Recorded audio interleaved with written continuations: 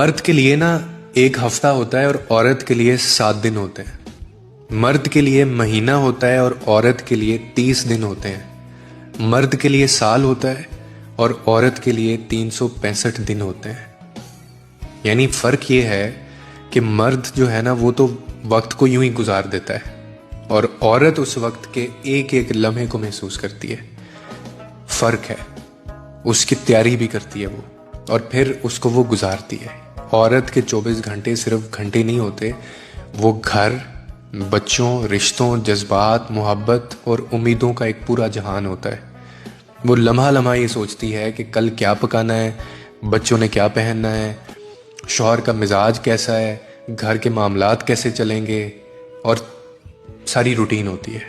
اسے ہر بات کا خیال رکھنا پڑتا ہے. عورت وقت نہیں گزارتی، عورت وقت بناتی ہے.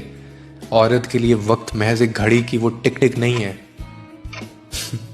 بلکہ دل کے اندر چلنے والی ایک مسلسل دھڑکن ہوتی ہے.